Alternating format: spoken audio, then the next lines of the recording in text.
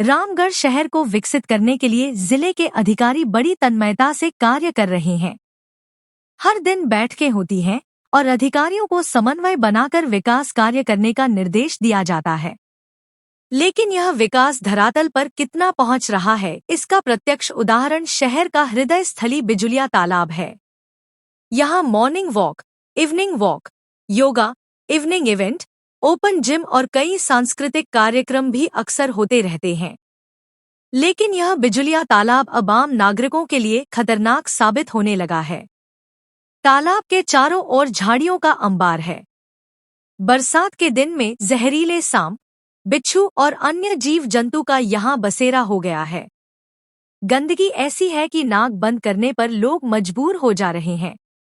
बिजुलिया तालाब बदबूदार हो गया है और यहाँ आने वाले लोगों के स्वास्थ्य पर बुरा प्रभाव पड़ रहा है। बिजुलिया तालाब के सौंदर्यीकरण और इसके विकास में करोड़ों रुपए खर्च हुए।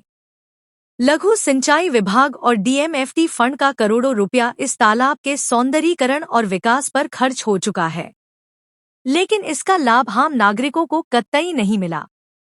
यहाँ आने वाले महिला, पुरुष, बुजुर्ग और बच्चे डर के साए में रहते हैं।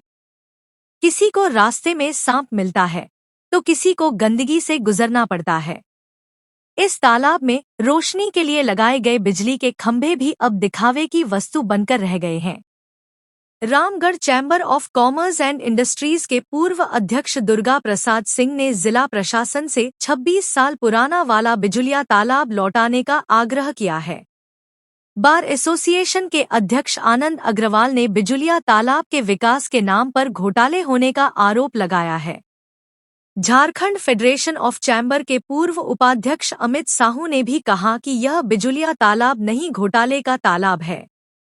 रोटरी क्लब के पूर्व अध्यक्ष जेपी सिंह ने कहा कि रामगढ़वासी डर के साए में बिजुलिया तालाब में मॉर्निंग वॉक करने आते हैं। मॉर्निंग बात करने पहुंची महिला अंजू सिंह ने कहा कि बिजुलिया तालाब की स्वच्छ हवा लोगों को आकर्षित करती थी, लेकिन आज यहाँ सिर्फ गंदगी का अंबार है। महिलाएं डर के माहौल में यहाँ पहुंचती हैं। जिला प्रशासन सिर्फ पैसे खर्च करता है, लेकिन इसकी मॉनिटरिंग नहीं हो पाती है, जिसका खामियाजा आम जनता को भुगतना पड़ता है।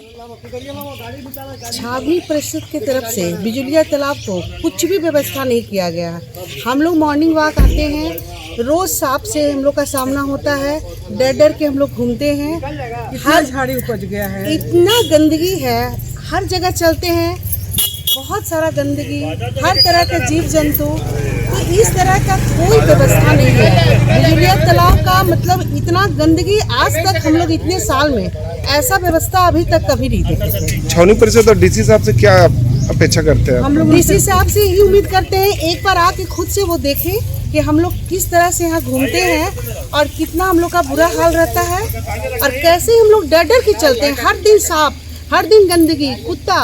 अरे भाई, हम लोग मॉर्निंग वॉक के लिए आते हैं, स्वच्छ हवा के लिए आते हैं। यहाँ स्वच्छ हवा की जगह तो सिर्फ गंदगी है, क्या हम लोग हवा लेंगे?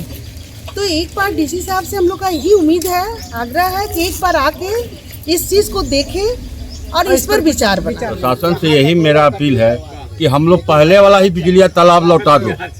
जो पहले हम लोग बिजुलिया तालाब में आज 2000 से हम लोग घूम रहे हैं, बल्कि पहले ठीक ठाक कच्चा रास्ता भी था, कोई झाड़ी नहीं था, जंगल नहीं था, लेकिन जब से यहाँ पैसा आने लगा तब से भ्रष्टाचार शुरू हो गया। कुड़ाई में, रोड में, सीढ़ी में, सारे चीज में, और जंगल का राज हो गया। यहाँ जंगल का भरा हुआ है।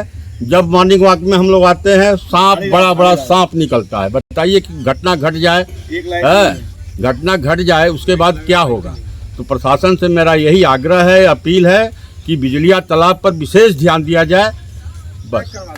बिजुलिया तालाब रामगढ़ शहर के लिए और यहाँ के लोगों के लिए, खासकर आसपास और बहुत दूर से हजारों की संख्या में रोज लोग यहाँ मॉर्निंग वॉक के लिए आते हैं।